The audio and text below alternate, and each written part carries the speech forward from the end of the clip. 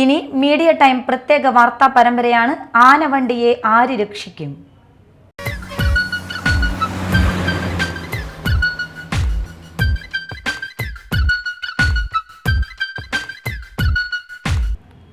School തുറക്കുകയും പൊതുഗതാഗതം ചോദ്യചിഹ്നമാവുകയും ചെയ്യുന്ന അവസ്ഥയിൽ കുഴൂരിലെ സ്കൂളുകൾക്ക് ആശ്വാസമാകാൻ പഞ്ചായത്ത്.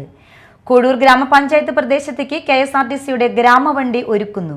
ഗ്രാമവണ്ടി സർവീസ് നടത്താനുള്ള ഒരുക്കങ്ങൾ പൂർത്തിയായതായി ഗ്രാമപഞ്ചായത്ത് പ്രസിഡന്റ് അറിയിച്ചു. കുഴൂരിൽ ഗ്രാമവണ്ടി പദ്ധതി യാഥാർത്ഥ്യമാകുന്നു.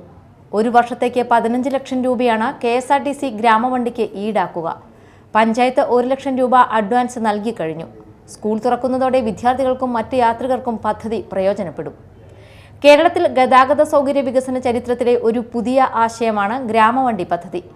ഒരു പഞ്ചായത്തിലെ സഞ്ചാരയോഗ്യമായ എല്ലാ റോഡുകളിലും എത്തുന്ന രീതിയിലായിരിക്കും ഗ്രാമവണ്ടികൾ സർവീസ് നടത്തുക.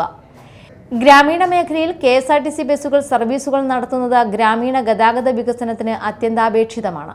പ്രാദേശിക തലത്തിൽ കൂടുതൽ ബസ്സുകൾ അനിവാര്യമാണെന്ന് കണ്ടെത്തിയതിനെ തുടർന്നാണ് പുതിയ പദ്ധതിക്ക് തുടക്കമായത്.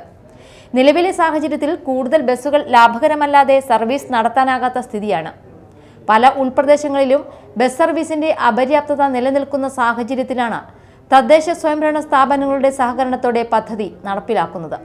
KSRTC തദ്ദേശ സ്വയംഭരണ സ്ഥാപനങ്ങളുമായി ചേർന്ന പൊതുഗതാഗത സൗകര്യം കുറവുള്ള സ്ഥലങ്ങളിലേക്കും ഗ്രാമപ്രദേശങ്ങളിലേക്കും സാമൂഹ്യമായി പിന്നോക്കം നിൽക്കുന്ന മേഖലകളിലേക്കും പൊതുഗതാഗത സൗകര്യം ലഭ്യമാക്കുന്നതിന് ഗ്രാമവണ്ടി പദ്ധതി സഹായകമാകും.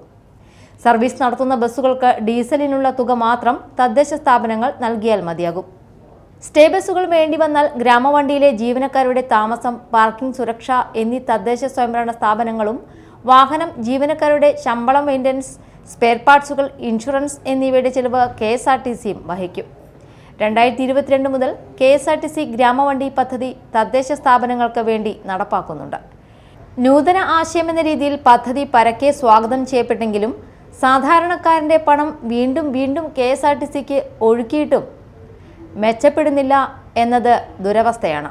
വരും ദിവസങ്ങളിൽ കുഴൂരിലേക്ക് ആനവണ്ടി വരുമ്പോൾ ഏറെ സന്തോഷിക്കുക ഐരാണിക്കുളം സ്കൂളിലേക്കുള്ള കുട്ടികൾ, താണിശ്ശേരി സ്കൂൾ കുട്ടികൾ എന്നിവർ തന്നെയാകും.